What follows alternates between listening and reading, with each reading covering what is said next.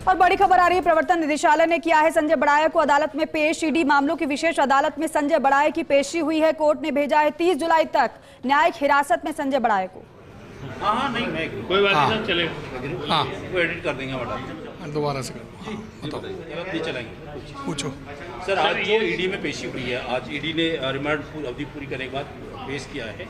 किस तरीके से कोर्ट में फैक्ट्स रहे और क्या कुछ संजय बड़ाया जी की तरफ से क्या ईडी ने आज कोर्ट के सामने संजय बड़ाया जी को पेश किया गया और संजय बड़ाया को पेश करने के बाद वहां पर जो है उनके द्वारा जुडिशियल कस्टडी हेतु रिमांड मांगा गया। अब उनको 30 तारीख तक के लिए जुडिशियल रिमांड पर भेज दिया गया है। हमारे द्वारा कोर्ट में 2 एप्लीकेशंस फाइल की गई। एक तो संजय बड़ाया के हेल्थ को लेकर कि उसका प्रॉपर इलाज कराया जाए जो उनको प्रॉब्लम है। दूसरा संजय बड़ाया के द्वारा ये बताया गया कि डरा धमका के उनके कुछ पेपर्स पर सिग्नेचर्स करवा लिए गए थे। कुछ खाली कागजात थे और कुछ भरे हुए थे, जो कि भरे हुए कागजात उनको पढ़ाए नहीं गए थे। इस संदर्भ में अब ये 2 एप्लीकेशंस फाइल हुई। एक एप्लीकेशंस जो है उसमें जेल अथॉरिटीज़ को लिख दिया गया है कि उनको जो है जो भी इलाज चाहिए वो तहरीर जारी कर दी गई है। दूसरा, जहाँ तक बात हमने एप्लीकेशन लगाई कि डरा धमका के साइन कराए गए, उस एप्लीकेशन के जवाब में ईडी के अधिवक्ता के द्वारा टाइम मांगा गया कि उनके द्वारा जवाब पेश किया जाना है। तो 30 तारीख के लिए तारीख तय की गई है। इसमें ये अभी तक की इन्वेस्टिगेशन में ये आया है कि संजय बड़ाया जी है, ये डिपार्टमेंट के एग्जीक्यूटिव इंजीनियर और सुपरिटेंडेंट इंजीनियर को डरा धमका के इनसे रिश्वत लेते थे। रिश्वत का केस आया है, वो रिश्वत प्रोसीज ऑफ क्राइम ईडी ने माना है और उसके बेसिस पे उनको अरेस्ट किया गया था और आज उनको कोर्ट में पेश किया गया है और इनकी न्यायिक जुडिशियल कस्टडी में उनको भेज दिया गया है और 30/7 को वापस बुलाया है कोर्ट। तो देखिए, वकीलों की तरफ से बताया जा रहा है कि आखिर कोर्ट के भीतर हुआ क्या है। संजय बड़ाया को पेश किया गया और 30 जुलाई तक न्यायिक हिरासत में भेज दिया गया है संजय बड़ाया को। आपको बताएं कि जल जीवन मिशन घोटाले में ये बड़ा एक्शन ईडी का रहा जब गिरफ्तारी संजय बड़ाया की हुई। जल जीवन मिशन घोटाले में बिचौलिए की भूमिका का आरोप संजय बड़ाया पर है और इसलिए गिरफ्तार ईडी ने उसे किया। हालांकि रिमांड के दौरान ईडी ने काफी पूछताछ संजय बड़ाया से की और अब न्यायिक हिरासत में कोर्ट की तरफ से भेज दिया गया है संजय बड़ाया को। कई और नाम इस पूरे मामले में सामने आ सकते हैं क्योंकि बड़े गंभीर आरोप लगे जल जीवन मिशन घोटाले में। कई नामों पर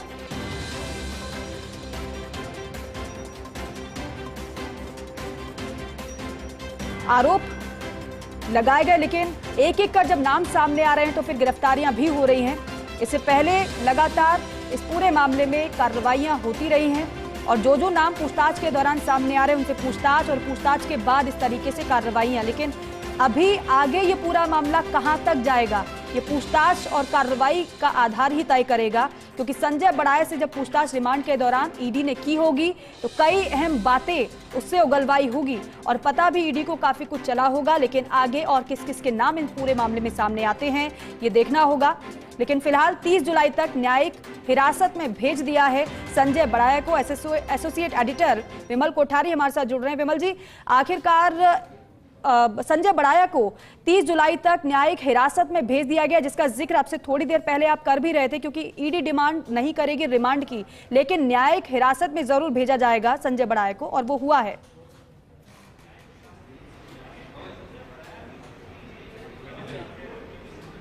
इसमें अपडेट यही है कि 30 जुलाई को इस मामले की अगली सुनवाई होगी और चूंकि अदालत की ओर से ये फैसला आ चुका है कि संजय बड़ाया को अभी 30 जून तक न्यायिक हिरासत में रखा जाएगा और इन बिटवीन अदालत में आज जो पेशी हुई है जिसमें ईडी की ओर से और संजय बड़ाया के जो वकील हैं मिस्टर दीपक चौहान, उनकी ओर से आर्ग्यूमेंट किए गए थे। दीपक चौहान की ओर से जो एप्लीकेशन दी गई उसमें उसके स्वास्थ्य को लेकर के चिंता जताई गई और ये भी अदालत से आग्रह किया गया कि उनकी स्वास्थ्य संबंधी ज़रूरतों को पूरा करने के लिए जेल प्रशासन को आग्रह किया जाए। इसके अलावा ये संजय बड़ाया ने ये आरोप लगाए हैं कि ईडी की ओर से कुछ खाली दस्तावेज पर दस्तखत किए गए हैं, करवाए गए हैं और इसके अलावा ये भी आरोप लगाए गए हैं कि ईडी के अधिकारियों ने संजय बड़ाया के साथ में दुर्व्यवहार किया है। हालांकि इसके बारे में ईडी के अधिवक्ता का कुछ नहीं कहना था। उन्होंने यही कहा था कि इस मामले में जब अगली पेशी होगी उस अगली पेशी में इसका जवाब दिया जाएगा।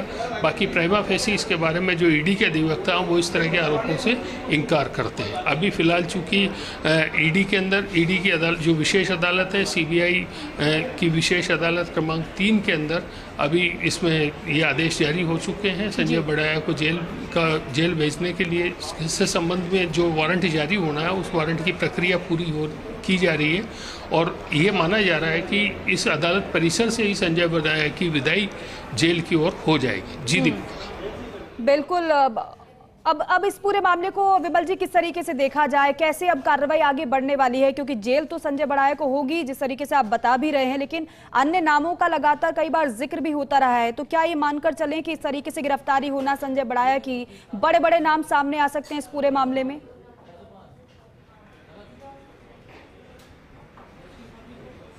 बिल्कुल, निश्चित रूप से बड़े बड़े नाम सामने आ सकते हैं, लेकिन वो बड़े नाम कौन से होंगे उसके ऊपर अभी भी सस्पेंस है।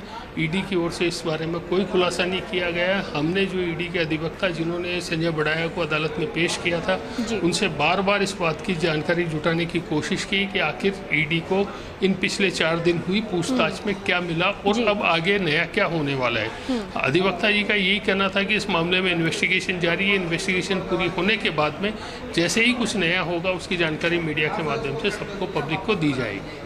अभी स्थिति यही है कि जो मामला है ये मामला पूरा बड़ा पेचीदा हो चुका है और इस मामले में जैसा कि बताया जा रहा है कि संजय बढ़ाया जलदाय विभाग को अध्यक्ष रूप से चलाया करता था। जलदाय विभाग के अधिकारियों में और कर्मचारियों में उसका बड़ा खौफ था। इस खौफ के चलते ही संजय बढ़ाया अपनी मनमर्जी के सारे काम करवाता था और इन कामों के बदले में वह ठेकेदारों से और जिनका काम जलदाय विभाग से पड़ता है उन लोगों से राशि इकट्ठी करता था और उस राशि की बंदरबाट होती थी।